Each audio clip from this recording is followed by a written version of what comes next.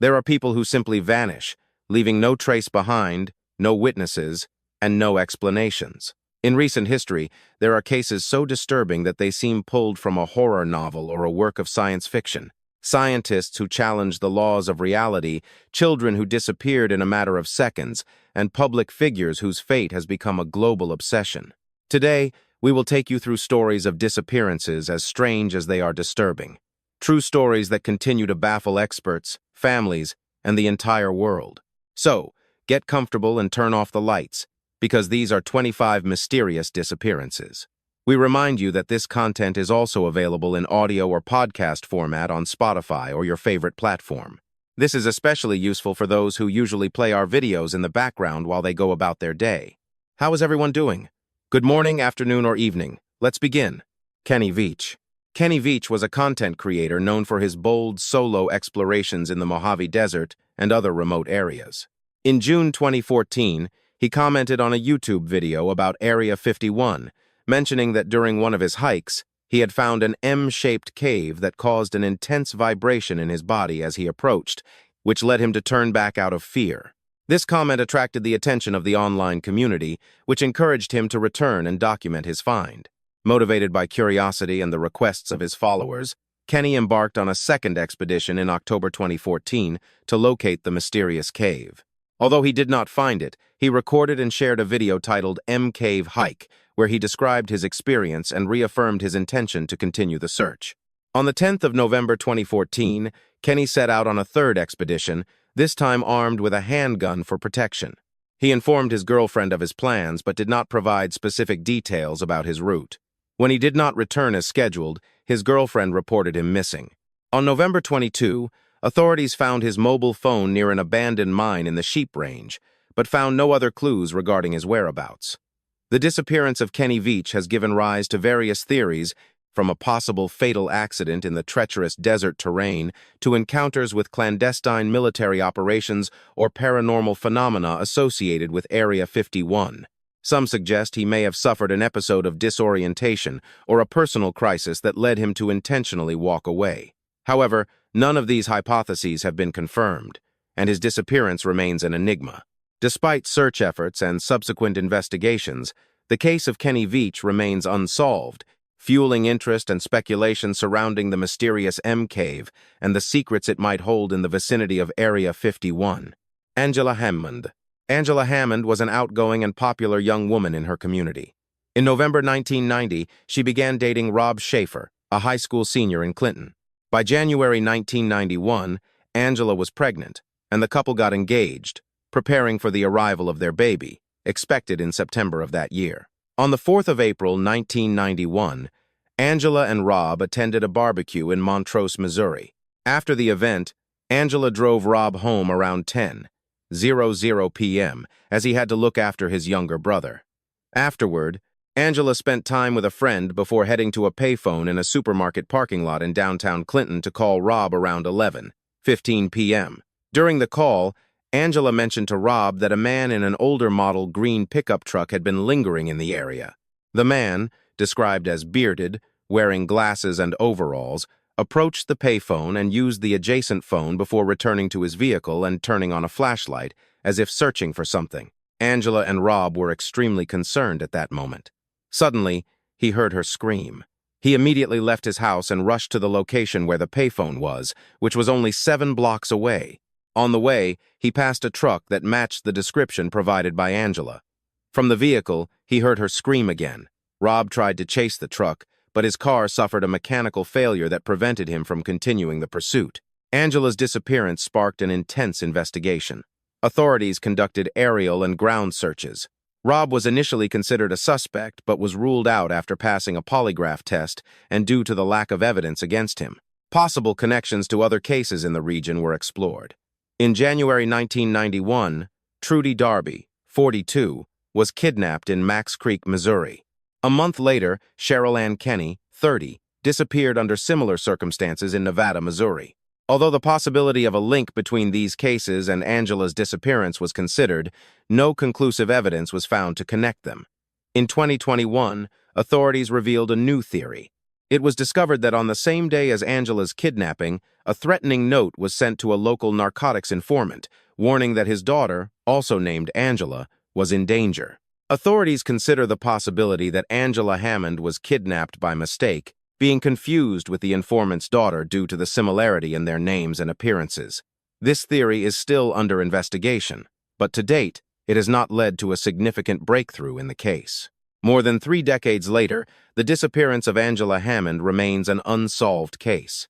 Her family and the Clinton community continue to seek answers, hoping that one day the truth about what happened to her on that night in April 1991 will be revealed. Seben. On the 2nd of January 2000, Seben, an 8-year-old, living in Asheville, North Carolina, disappeared under circumstances surrounded by strange details that have not been fully clarified to this day. Seben was a Walmart employee who, after finishing his shift, planned to go with a friend, Robert Jason Owens, to look at a car he wanted to buy. However, he never returned home. The last time Seben was seen alive was on the night of his disappearance, when both were in their vehicles. According to Owens, during the drive, Seben received a message seeking help on his pager. He pulled his car over, spoke briefly on the phone, and appeared visibly agitated. He quickly said he had to attend to a family emergency and drove off. From that moment, it is unknown what happened. Days later, Seben's car, a Mazda Protege, was found abandoned in a local restaurant parking lot. Inside, a black Labrador puppy was found. The animal was alive but did not belong to Seben. There were also painted lips on the rear window and a jacket that was not his. Additionally, strange notes with symbols that have not been explained were found. None of these clues offered clarity on what happened. Investigations initially pointed to Robert Jason Owens, who had told inconsistent versions of the events that night. Years later, in 2015, Owens was arrested for the murder of a couple in an unrelated case. During interrogations, he confessed that he had participated in the disappearance of Seben, claiming to have disposed of his body under the orders of third parties. However, this version could not be confirmed, as no remains were ever found to corroborate his testimony. The case remains open. The mystery of Seben remains a burden for his family and an unsolved case that continues to baffle authorities and the general public. Alfred Beilharz. On the 2nd of July 1938, Alfred Edwin Beilharz, a 4-year-old boy, disappeared in Rocky Mountain National Park in Colorado, United States. Alfred was the youngest of 10 children in the Beilharz family who had decided to spend the 4th of July weekend camping in the national park near Estes Park. On July 2, after a morning of fishing in the river, the family returned to the campsite. During the walk back, Alfred was walking with his parents and siblings along a trail that bordered Fall River.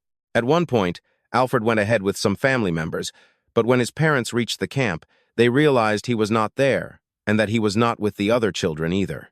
They immediately began searching the area, but finding no trace of him, they alerted the park rangers. Authorities initially suspected that Alfred might have fallen into the stream and drowned. To rule out this possibility, dams were built and the course of the stream was diverted to search for his body, but no evidence was found that he had fallen into the water. Subsequently, a ground search was organized involving more than 150 volunteers, including members of the Civilian Conservation Corps. Tracking dogs were used, but they lost Alfred's scent about 150 meters from the camp, which suggested he might have been taken in a vehicle. The search lasted for 10 days, but no conclusive leads regarding his whereabouts were found. During the search, a couple of hikers reported seeing a boy on a rock formation known as Devil's Nest on Mount Ypsilon, about 10 kilometers from the place of the disappearance. According to their testimony, the boy was sitting on the edge of the height and was abruptly pulled backward by someone they could not clearly see. Authorities sent climbers to investigate the area, but they found no evidence to confirm this sighting. Weeks later, it was reported that a boy similar to Alfred was seen walking along a highway in Nebraska in the company of a man. However, this lead also failed to lead to concrete results. 5 months after the disappearance, Alfred's parents received a ransom note demanding $500 for the safe return of their son. The police investigated and determined that it was a cruel scam, as there was no evidence that the senders had the child. Despite exhaustive search efforts and numerous theories, the fate of Alfred Beilharz remains unknown. His disappearance is one of the first documented cases of missing persons in United States national parks, which is now popularly known as the Missing 411 phenomenon. Brianna Maitland. Brianna Maitland was an independent and hardworking young woman who had recently dropped out of high school and planned to complete her studies in an alternative program. She lived with friends and worked at the Black Lantern Inn located in Montgomery, Vermont. Although she had a close relationship with her family, she was in a moment of transition, seeking to establish her independence. On March 19, Brianna finished her shift at the Black Lantern Inn around 11:20 p.m. According to her coworkers, she seemed to be in a good mood and showed no signs of worry or stress. Before leaving, she mentioned that she had plans to return home and rest, as she had a busy day ahead. Shortly after leaving the restaurant, Brianna disappeared. Her vehicle, a 1985 Oldsmobile 88, was found the next day abandoned at a place known as the Old Dutchburn House, a house in ruins located a few kilometers from the restaurant. The car was partially embedded in the wall of the building with the rear end visibly damaged. The scene seemed strange.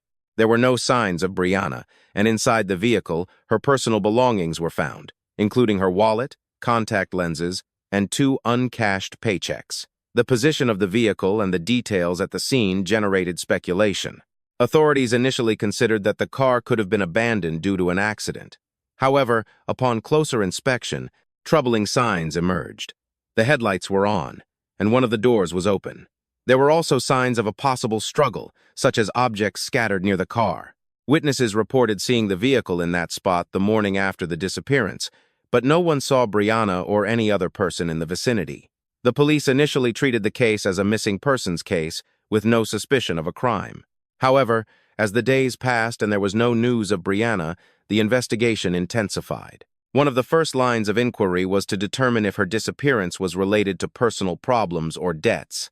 According to some testimonies, Brianna had had an argument with a friend days earlier and was known to be involved in a social circle where there was drug use, which led to speculation about a possible conflict related to that. Another theory suggests that Brianna was a victim of a kidnapping or a random act of violence. Authorities explored multiple leads, including reported sightings of the young woman in other areas, but none of them were confirmed. In 2006, it was revealed that traces of DNA were recovered from the car, but no matches were found in criminal databases. The case of Brianna Maitland has been compared to the disappearance of Maura Murray, another young woman who disappeared under similar circumstances in New Hampshire the same year. However, no evidence has been found to connect both cases. In 2022, the police announced that they were reviewing the DNA evidence again with modern technology, which renewed hopes of obtaining answers. However, so far there have been no significant breakthroughs. Brianna's family continues to seek answers, and the case continues to attract the attention of investigators and the public, who hope that new technologies or testimonies can finally solve this baffling mystery. Percy Fawcett. In 1925, Percy Harrison Fawcett, a celebrated British explorer, cartographer, and archaeologist, embarked on an expedition into the heart of the Amazon rainforest in search of what he called the City of Z, a lost civilization that, according to him, contained vestiges of an advanced ancient culture. Accompanied by his son Jack and a close friend, Raleigh Ramel, Fawcett was confident that his experience and knowledge would allow him to unravel the secrets of the region. Fawcett's obsession with the City of Z was born from ancient colonial accounts and fragments of historical texts, as well as mysterious pottery discovered in the region. He was convinced that the jungle hid a prosperous city with monumental structures that would prove the existence of an advanced civilization in South America before the arrival of Europeans. However, the previous expeditions he led had already proven to be dangerous, facing diseases, insects, wild animals, and the hostility of some local tribes. On the 20th of April 1925, Fawcett left Cuiabá, Brazil, toward the interior of the jungle. For weeks, they sent letters through messengers detailing their progress. In one of his last communications, written from a place called Dead Horse Camp, Fawcett seemed optimistic and sure of his success. After that message, he and his group disappeared without a trace. The lack of news generated a wave of speculation and rescue expeditions, many of which turned out to be fatal. The theories about Fawcett's fate are as numerous as they are intriguing. Some believe he died at the hands of local tribes like the Kalapalo, while others suggest that the group succumbed to diseases, hunger, or the dangers of the jungle. A more romantic hypothesis suggests that Fawcett found the City of Z and decided to stay living among its inhabitants or getting lost in his discovery. Decades later, bones and objects attributed to Fawcett have been found, but the analyses have never been conclusive. His disappearance has become a legend that combines adventure, mystery, and obsession, inspiring books, films, and modern explorations. Despite technological advances, the answer to this mystery remains buried in the depths of the jungle, waiting to be discovered. Emanuela Orlandi. On the 22nd of June 1983, Emanuela Orlandi, a 15-year-old girl, the daughter of a Vatican official, disappeared under circumstances that still remain shrouded in mystery. Emanuela had left her home in Vatican City to attend her music classes in Rome, but she never returned. Her disappearance not only shocked Italy but also lifted a veil of suspicion over the Vatican, attracting the attention of the international press. Hours before her disappearance, Emanuela called her sister to tell her that she had received a job offer promoting cosmetic products. That was the last communication she had with her family. Days later, a series of anonymous calls provided clues that seemed to link the case to criminal and political organizations. Among the most popular theories is the alleged involvement of the Magliana criminal gang, which could have kidnapped Emanuela to pressure the Vatican in relation to financial debts. Others believe the case is related to cover-ups within the Vatican itself, or with extremist groups that sought the release of Mehmet Ali, the man who attacked the Pope. In 2019, the Vatican allowed 2 graves in its cemetery to be exhumed after an anonymous tip, but no trace of the young girl was found. Despite official investigations, contradictory statements, and revelations from witnesses over the years, the disappearance of Emanuela Orlandi remains an unsolved case. The Springfield Three. On the 7th of June 1992, a baffling case shook the city of Springfield, Missouri, when 3 women disappeared mysteriously on the same night.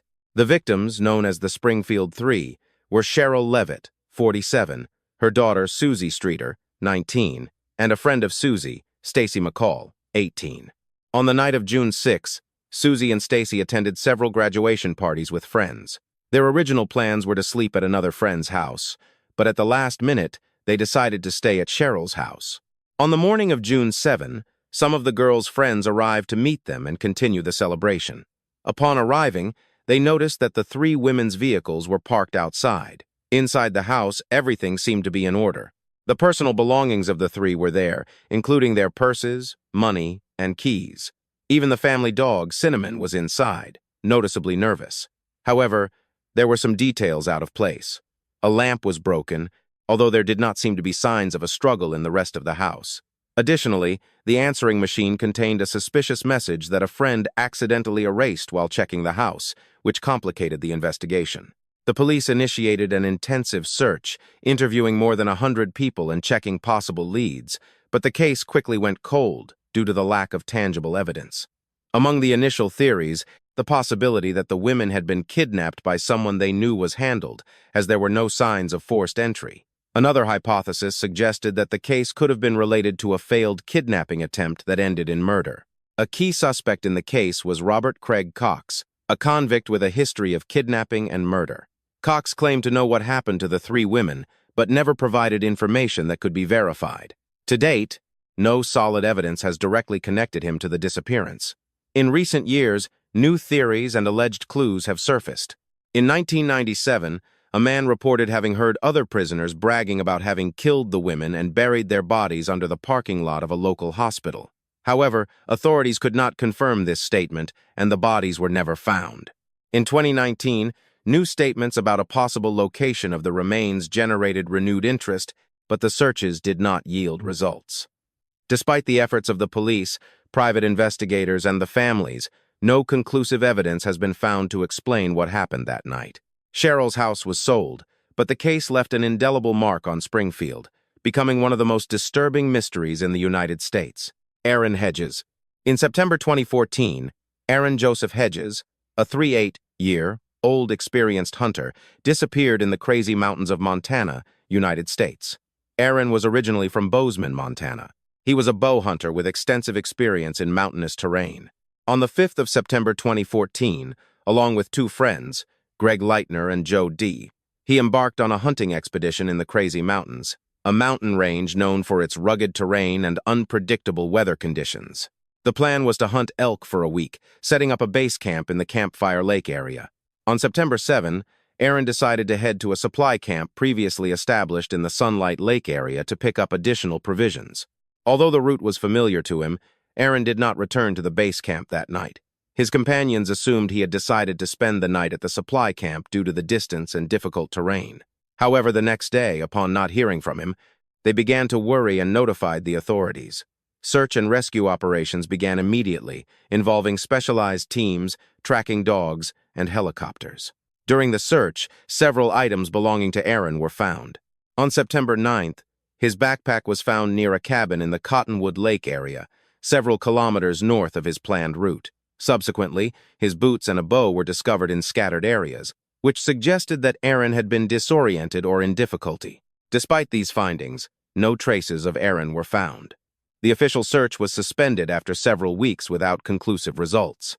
In August 2016, almost 2 years after his disappearance, a worker at a private ranch at the base of the Crazy Mountains found human remains along with a pistol and a driver's license belonging to Hedges.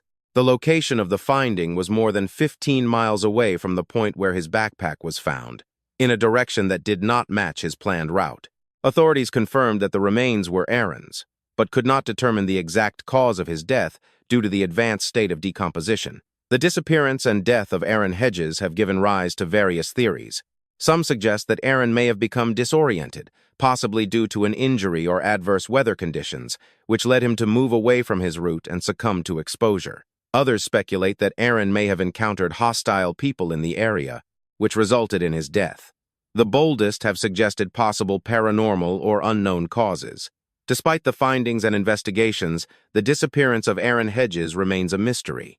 Jim Sullivan. In 1975, Jim Sullivan, a talented folk and psychedelic rock musician, disappeared under mysterious circumstances while traveling alone to Nashville, Tennessee. His car was found abandoned near a ranch in the New Mexico desert with all his belongings inside. But Jim was never found. Jim Sullivan was born in 1,939 inches, Nebraska, United States, and developed a passion for music from a young age.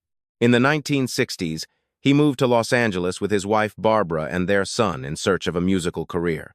In 1969, he released his debut album titled UFO, a unique mix of folk and psychedelia that, although not successful at the time, became a cult album years later. The theme of his music, especially the references to the extraterrestrial, made him an enigmatic figure in the years following his disappearance. On the 4th of March, 1975, Sullivan embarked on a trip to Nashville with the intention of relaunching his musical career. According to reports, he was stopped briefly near Santa Rosa, New Mexico, for driving erratically, although he passed a sobriety test and was released.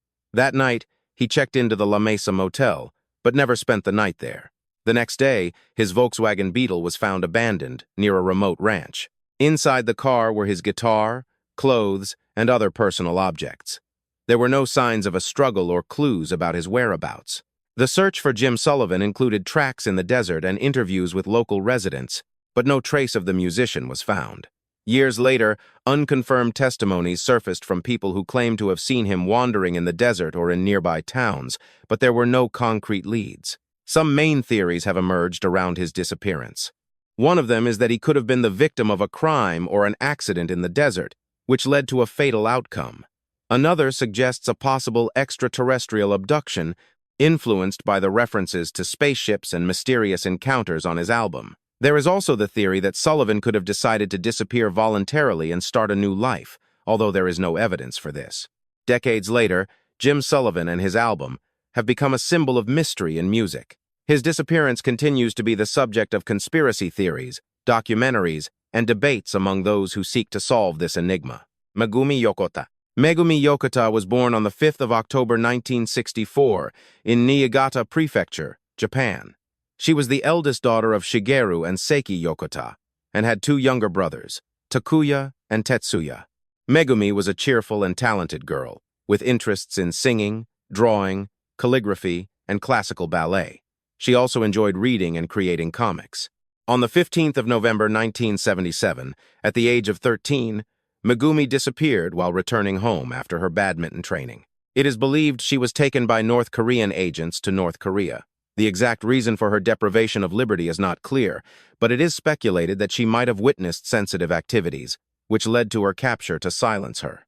For years, nothing was known about Megumi, until decades after her disappearance, a disturbing revelation emerged. In 2002, during a summit between Japan and North Korea, North Korean leader Kim Jong-il admitted to the deprivation of liberty of several Japanese citizens, including Megumi. What is known about her is that after being taken to North Korea, she was forced to teach the language and culture of her native country to people in training. In 1986, Megumi married Kim Young-nam, a South Korean citizen, also deprived of his liberty by North Korea. The couple had a daughter in 1987 named Kim Yoon-jong. In June 2006, Kim Young-nam was allowed to reunite with his family and stated that Megumi had passed away in 1994 after suffering from mental illness.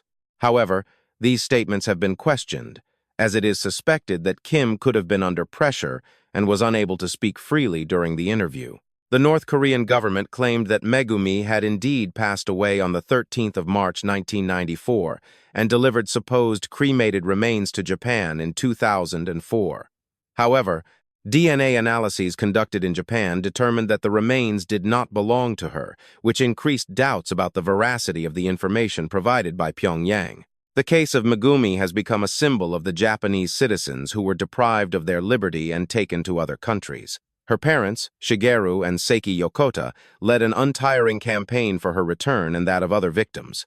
Her father, Shigeru, passed away in 2020 without having been able to reunite with his daughter. The story of Megumi has been the subject of documentaries, films, and books, keeping alive the hope of her return and seeking justice for all those affected by these incidents. Jimmy Hoffa.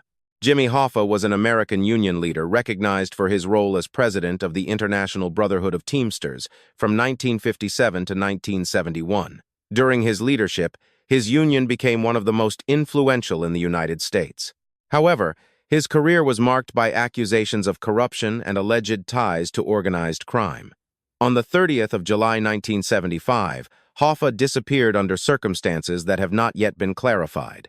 That day, he had a meeting scheduled at 2:00 p.m. at the Maku's Red Fox restaurant, located in Bloomfield Township, Michigan, a suburb of Detroit. The appointment was with Anthony Tony Provenzano, a union leader from New Jersey with alleged ties to the mob, and Anthony Tony Jack Giacolone, an alleged member of the Detroit organized crime family. Hoffa arrived at the restaurant around 2:00 p.m. and, not finding his interlocutors, waited in the parking lot. Between 2:15 and 2:30 p.m., he made a phone call from a nearby booth, expressing his annoyance at the absence of Provenzano and Giacolone. After that call, he was never heard from again. His car, a green Pontiac Granville, was found later in the restaurant parking lot with no sign of Hoffa. The disappearance of Hoffa triggered one of the most extensive investigations in the history of the United States. Over the years, numerous theories emerged about his fate and the whereabouts of his remains. It is speculated that Hoffa was eliminated by order of mob leaders who saw their interests threatened due to his desire to regain control of the Union. The fate of his body is one of the most debated elements of this case. Various hypotheses suggest that he was buried in different places, such as under stadiums, in cemeteries, or even in the foundations of buildings. However, none of these theories has been confirmed.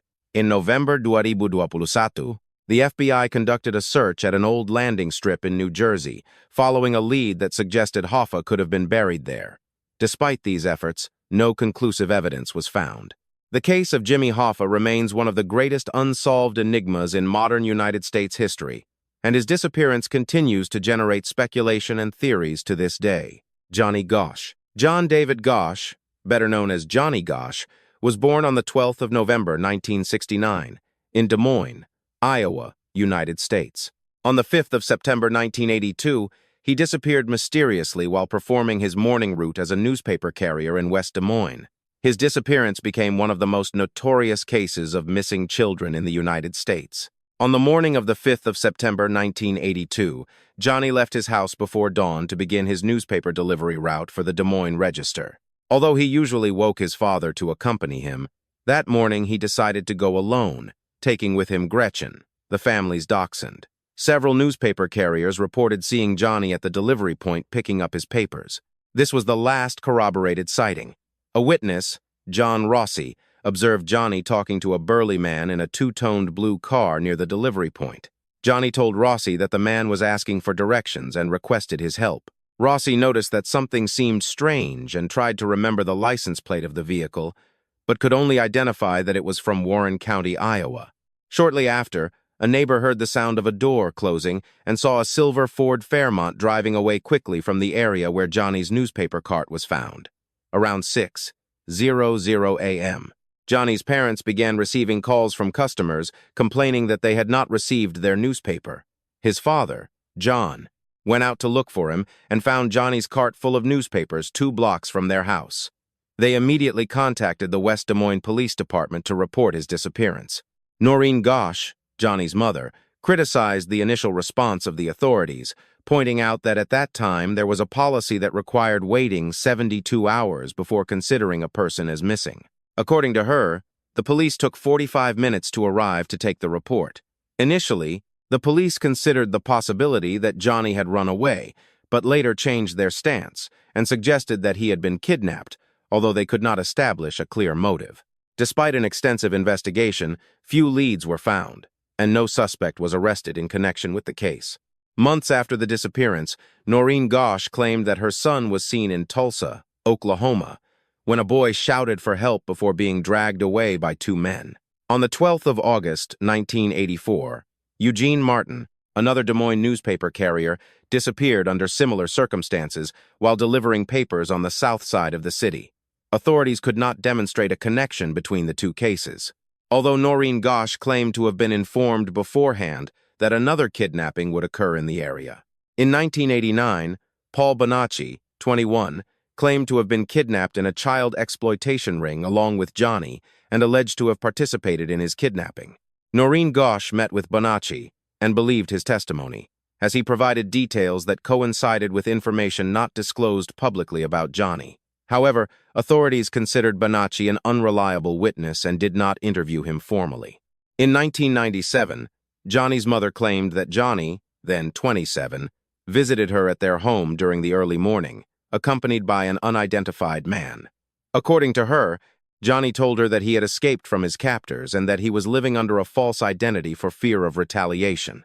This claim has not been corroborated by authorities, and his father, John, expressed doubts about the veracity of the encounter. In 2006, Noreen received anonymous photographs at her door that showed children tied up and gagged. She identified one of the children as Johnny, although authorities determined that some of the images corresponded to a case in Florida and were not related to her son. The case of Johnny Gosch attracted national attention and led his mother, Noreen, to become an activist for the rights of missing children. In 1982, she founded the Johnny Gosch Foundation and worked to raise awareness about child exploitation and improve the response of authorities in cases of disappearances. In 1984, she testified before the United States Senate and contributed to the creation of the National Center for Missing and Exploited Children. Johnny's photograph was one of the first to appear on milk cartons as part of a national campaign to locate missing children, becoming a symbol of the crisis of missing children in the United States. To this day, his true whereabouts remain unknown. Juan Pedro Martinez, the boy of Somosierra. Juan Pedro Martinez Gomez, also known as the boy of Somosierra, disappeared on the 25th of June 1986, under circumstances that still remain unresolved. Andres Martinez Navarro, Juan Pedro's father, was a professional driver and received the assignment to transport a tanker with more than 20,000 liters of sulfuric acid from Los Canavas in Murcia to Bilbao. As a reward for his son's good grades, Andres and his wife, Carmen Gomez Legas, decided to take 10-year-old Juan Pedro on the trip with the intention of visiting the Basque Country together after completing the delivery. On el 24 de junio de 1986, the Martinez Gomez family embarked on their trip to Bilbao. During the journey, they made several stops. First, in Venta del Olivo, Murcia, they took a brief break to rest. Later, in Las Pedroñeras, Cuenca, they parked the truck at a service road where they were observed resting in the cabin. Finally, at the Mesón El Maño in Cabanillas de la Sierra, Madrid, they made their last registered stop for breakfast. The waiter who served them remembered that Juan Pedro was dressed entirely in red. After resuming the trip, the truck began the ascent to the Somosierra Pass. The vehicle's tachograph recorded 12 brief stops of between 10 and 15 seconds during the climb, the cause of which remains unknown. Upon starting the descent, the truck reached a speed of approximately 140 kilometers per hour, much higher than recommended for a mountain road. In a sharp curve, the vehicle overturned and crashed, instantly ending the lives of Andres and Carmen. As if this were not enough, the sulfuric acid they were transporting spilled, complicating the rescue efforts. Despite the expectation of finding Juan Pedro's body among the wreckage of the accident, no trace of him was ever found. Only some children's clothing was found in the cabin. The absence of the child unleashed various theories and speculation about his whereabouts. One hypothesis suggests that Juan Pedro's body could have completely dissolved due to the sulfuric acid spill. However, experts indicate that although the acid is highly corrosive, it is unlikely that it could have disintegrated a human body without leaving a trace in the short time that passed. Another theory proposes that Juan Pedro was taken out of the truck before the accident and subsequently kidnapped. Witnesses mentioned the presence of a white van at the scene of the accident, from which a man and a woman descended, claiming to be nurses. However, this information has not been officially confirmed. During the investigation, traces of heroin were found in the wreckage of the truck, which led to speculation about a possible relationship between the accident and the trafficking of illicit substances. It has been suggested that Juan Pedro could have been used as collateral in an operation, although there is no conclusive evidence in this regard. Despite the efforts of the authorities and the family, the whereabouts of Juan Pedro Martinez Gomez remain unknown. The case has been categorized by Interpol as one of the strangest disappearances in Europe in the final decades of the 20th century. Tiffany Sessions. Tiffany Lewis Sessions was a business student at the University of Florida in Gainesville. On the 9th of February 1989, at the age of 20, she disappeared without a trace, becoming the center of one of the most extensive searches in the history of Florida. On the afternoon of February 9, Tiffany informed her roommate that she was going for a walk alone, between 4:00 and 5:00 p.m. She left behind her wallet, identification, and keys. At the time of her disappearance, she was wearing a white long-sleeved sweatshirt with horizontal gray stripes, and the word Aspen printed on the neck, red sweatpants, sports shoes, and was wearing a silver and gold Rolex watch, in addition to a black Sony Walkman. After 5 hours without news of her friend, her roommate contacted Tiffany's mother to inform her of her absence. The police initially did not consider the disappearance a crime, as there were no signs of a struggle or evidence that Tiffany had left the parking lot of her residential complex. Some witnesses mentioned having seen a woman with similar characteristics talking to individuals inside a vehicle. Although it could not be confirmed if it was Tiffany nor if she got into the car, Michael Christopher Nickerson was considered a suspect in the case while serving 5 consecutive life sentences. He allegedly confessed to other inmates to having ended Tiffany's life, claiming that he chained her to a tree and threw her body into the Caloosahatchee River near Fort Myers. However, given that Nickerson did not reside in Gainesville at the time of the disappearance, his involvement was questioned. In 2014, authorities pointed to the deceased serial killer Paul Eugene Rowles as the primary suspect. At the time of Tiffany's disappearance, Rowles worked for a construction company near the area where she was last seen and did not show up to work that day. After his death in 2013, a notebook was discovered in his possession with information about his victims, including an entry that said, "Cat symbol, the 9th of February 2089, cat symbol 2. Investigators interpreted this entry as a possible allusion to Tiffany, who disappeared on the 9th of February 1989. Tiffany's disappearance triggered one of the largest search operations in Florida history. Her family offered a $25,000 reward for relevant information and collaborated closely with the Alachua County Sheriff's Department and the Florida Department of Law Enforcement. In 2013, Detective Kevin Allen prioritized Tiffany's case as his primary investigation. Her mother, Hillary Sessions, wrote the book Where's My Tiffany?, chronicling her experience and her personal transformation after the disappearance of her daughter. Despite continuous efforts and investigated leads, the whereabouts of Tiffany Sessions remain unknown, and her case remains open. The Gill family. The disappearance of the Gill family occurred on the 13th of January, 2002, in the province of Entre Rios, Argentina. The 6 members of the family disappeared without a trace, and their whereabouts remain unknown to this day. The family consisted of the father, Ruben Mencho Gill, 56, the mother, Margarita Norma Gallegos, 26, and their 4 children, María Ofelia Gil, 12, Osvaldo José Gil, 9, Sofía Margarita Gil, 6, and Carlos Daniel Gil, 4. The family resided at the La Candelaria Ranch, a property of approximately 500 hectares, located in Crucecita Septima, 50 kilometers from Paraná, the provincial capital. Ruben and Margarita worked as caretakers and performed various rural tasks on the ranch, owned by Alfonso Goet. On the night of the 12th of January, 2002, they attended a wake for a friend in the nearby town of Vial. This was the last time they were seen. In April of that same year, Goet contacted the relatives of the Gils to inform them that they had not returned from the vacation he had supposedly granted them in January. This delay in reporting the absence of the family generated suspicion.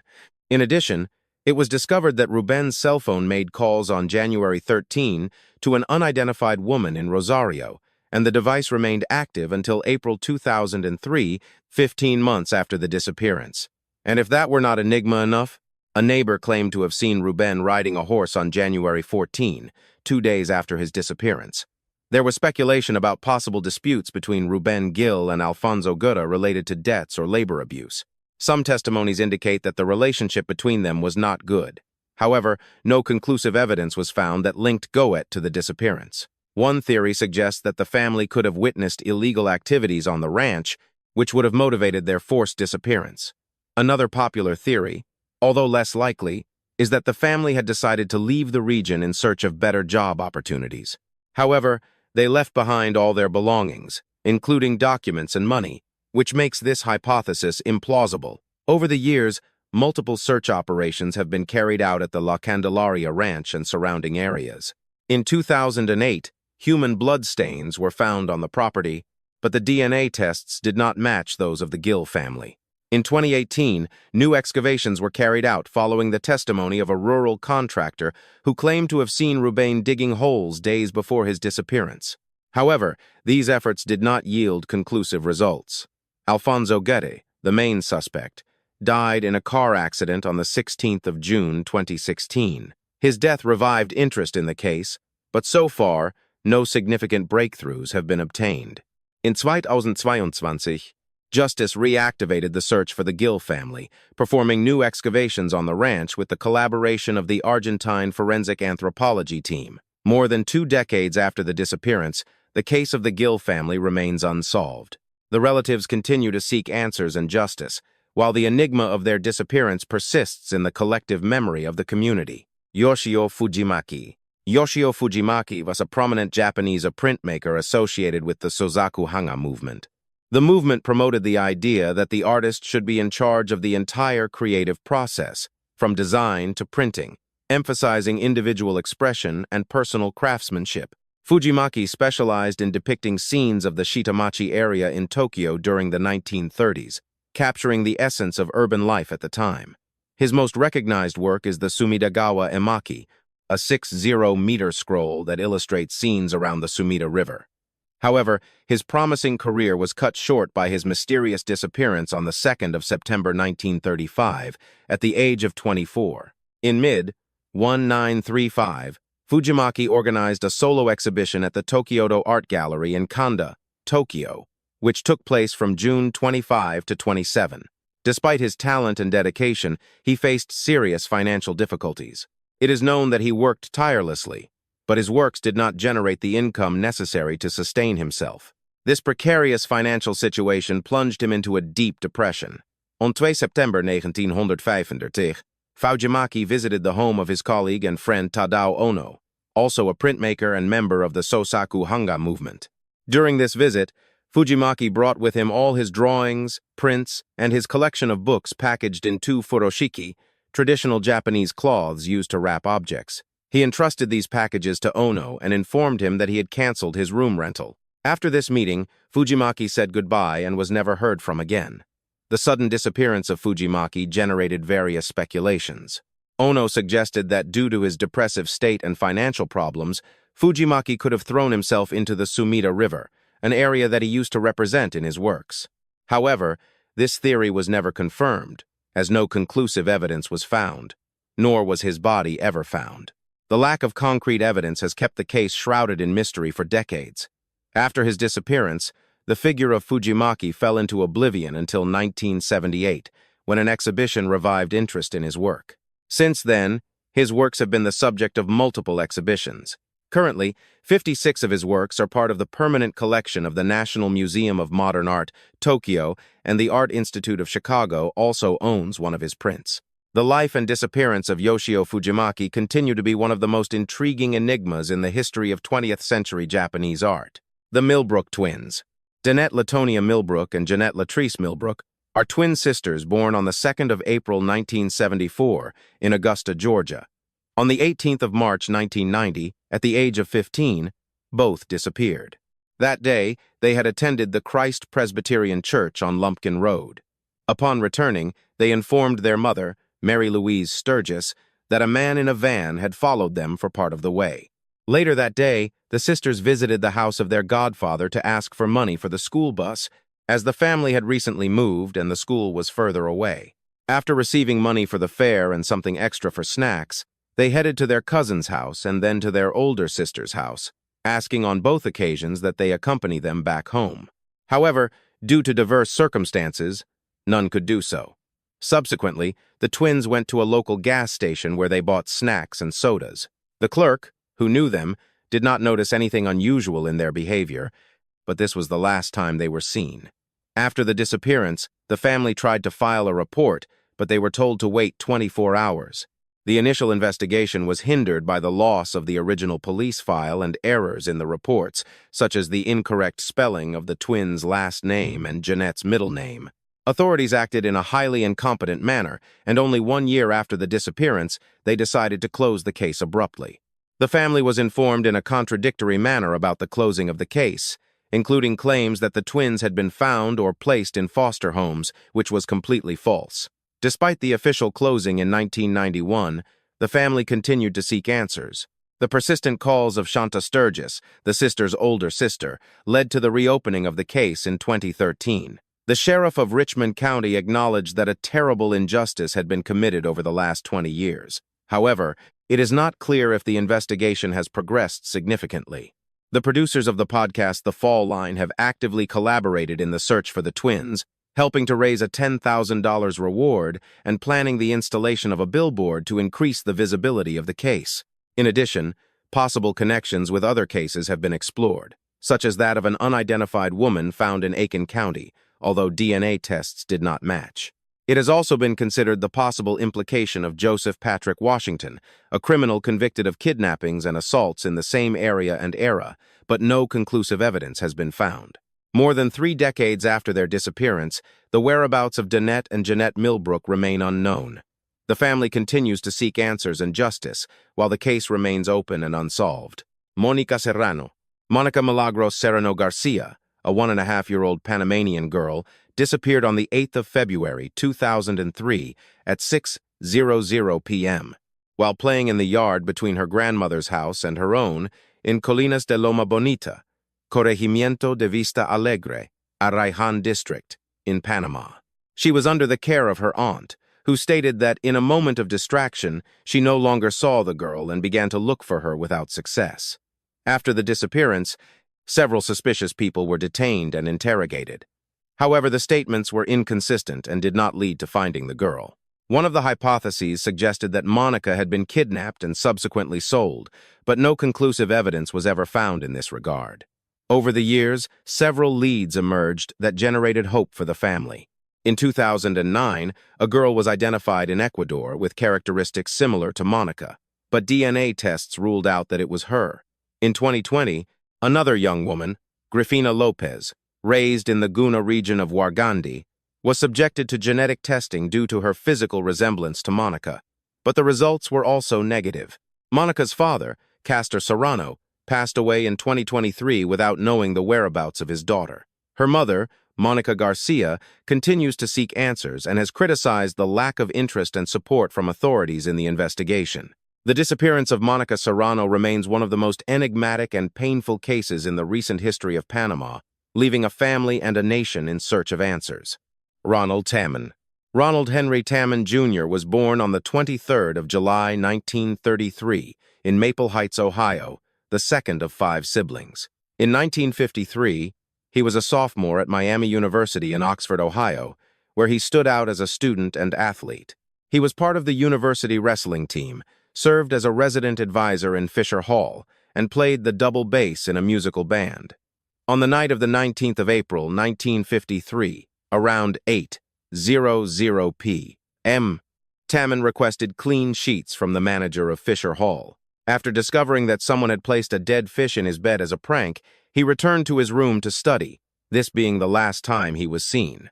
Approximately at 10:30 p.m., his roommate found the room lit with the radio on, Tammen's coat hanging despite the snowy night, his wallet, his car keys, and a psychology book open on the desk. However, there was no trace of Ronald. After his disappearance was reported, a woman from a nearby town claimed that in the early hours of April 20, a young man who matched Tammen's description knocked on her door asking for directions to the bus stop. According to her testimony, the young man seemed disoriented and had a smudge of dirt on his face. Over the years, other possible sightings were reported, but none were confirmed.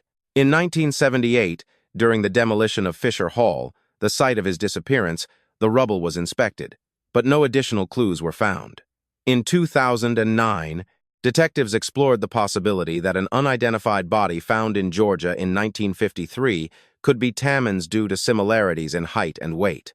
DNA tests were performed comparing samples from Tammen's sister and the body in question, but the results did not match. However, this initiative allowed Tammen's DNA to be registered in databases for future comparisons. This case has generated various theories, from the possibility of a murder to the suggestion that he could have left voluntarily and assumed a new identity. Some Miami University students have nicknamed him the Ghost of Oxford due to the mystery surrounding his disappearance. Jennifer Wenger, an alumna of the university, has investigated the case since 2010 and is working on a book about it, maintaining a blog dedicated to his search. More than 7 decades after his disappearance, the whereabouts of Ronald Tammen remain an enigma, establishing itself as one of the most intriguing cases in the history of missing persons in the United States. Jacobo Grinberg. The disappearance of Jacobo Grinberg is one of the most intriguing enigmas of Mexican science. This neurophysiologist and psychologist, known for his synergic theory, disappeared without a trace on the 8th of December 1994. Grinberg explored the intersection between science and shamanism, studying phenomena such as telepathy and extrasensory perception. His work with the healer Pachita influenced his research deeply, leading him to propose that human consciousness interacts with a universal energy field that he called the lattice, which gives shape to our perception of reality. This theory challenged the limits of conventional science and placed him in a unique position between scientists and mystics. On the day of his disappearance, Grinberg had a meeting scheduled with the rector of the UNAM, but he never arrived. His family, accustomed to his spontaneous trips, did not suspect initially. However, upon not showing up for his birthday party on December 12, they began to worry. The official investigation did not yield conclusive results, and his case remains unsolved. The theories about his disappearance are diverse, from an alleged intervention by agencies like the CIA due to his research on consciousness, to the possibility of a voluntary self-exile or even an extraterrestrial abduction. These speculations have been fueled by documentaries and articles that explore his life and legacy. Despite his disappearance, Grinberg's work has resurfaced in recent years. His daughter, Estucia Grinberg, has led the reissue of his books, and his story has been the subject of documentaries that seek to shed light on his life and mysterious disappearance. Don Lewis, a millionaire businessman from Florida, disappeared on the 18th of August, 1997. His truck was found 2 days later at a local airport, but there was no trace of him. In 2002, he was declared legally dead. The official investigation did not find conclusive evidence about his whereabouts, and the case remains open. The series Tiger King revived interest in the case, presenting various theories and speculations. Some suggested that Lewis could have fled to Costa Rica, where he had properties, while others insinuated possible criminal acts. However, no evidence has been found to support any of these theories. In 2021, Carol Baskin mentioned in an interview that she had received information that Lewis was alive in Costa Rica, but this claim has not been confirmed by authorities.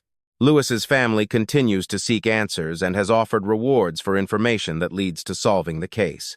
Despite the numerous theories and media attention, the disappearance of Don Lewis remains an unsolved enigma. Sabrina Eisenberg. The disappearance of Sabrina Eisenberg is one of the most baffling cases in the recent history of the United States. On the 24th of November, 1997, Marlene Eisenberg discovered that her 5-month-old daughter, Sabrina, had disappeared from her crib in their home in Valrico, Florida.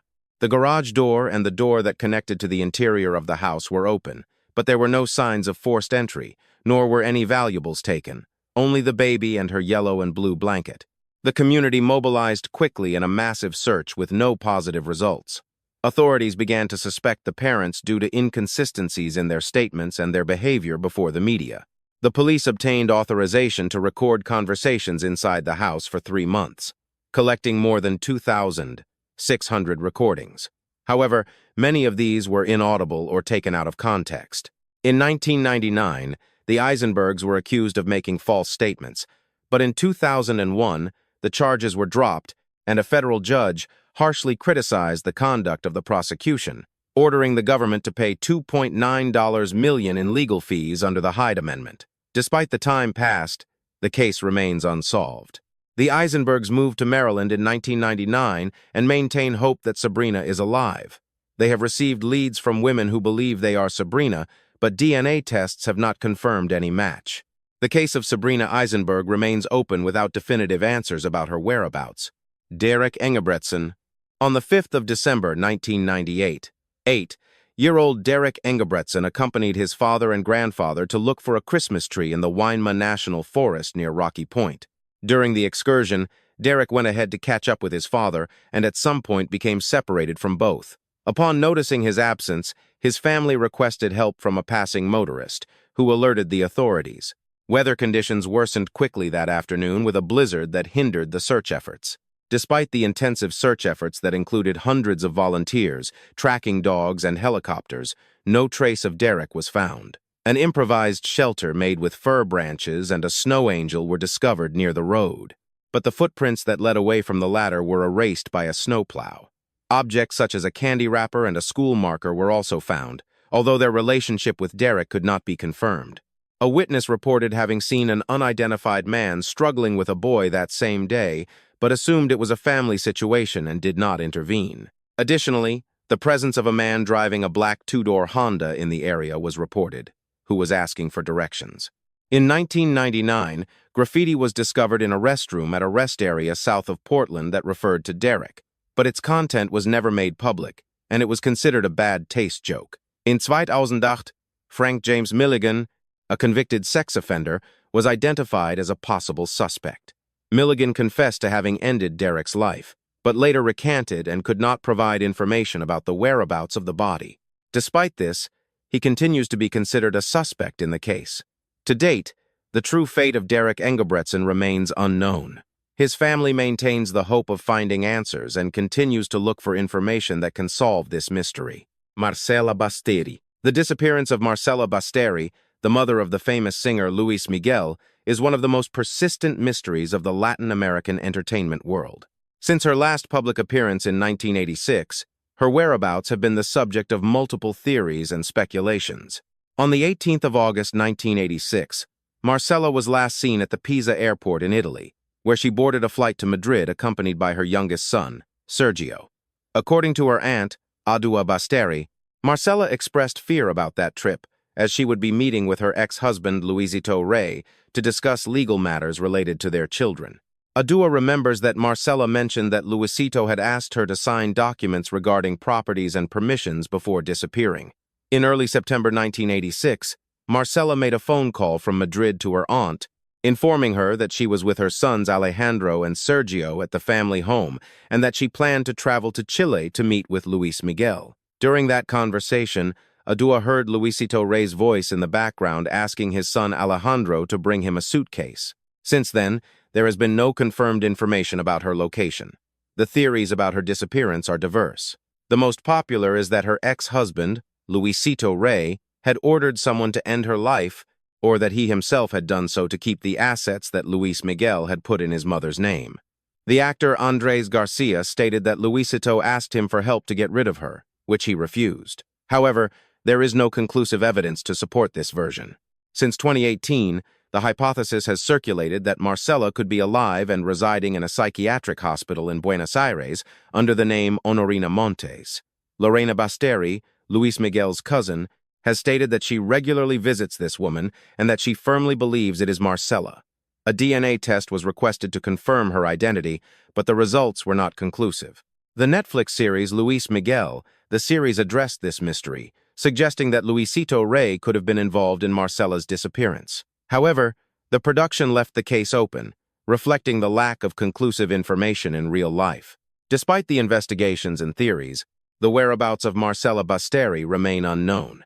Luis Miguel has maintained silence on the subject, and no definitive evidence has been presented that clarifies her fate. And so we end this tour of some of the strangest and most baffling disappearances of the last decades. We are very interested to know what you think, inhabitants. Had you already heard of any of these cases? Which one did you find most disturbing? You already know that we always read you, so you can leave your opinion down here in the comments. If you like this type of content, it would help us a lot if you leave your like and share it with someone who is also interested in these types of topics. Without further ado, I say goodbye. See you later.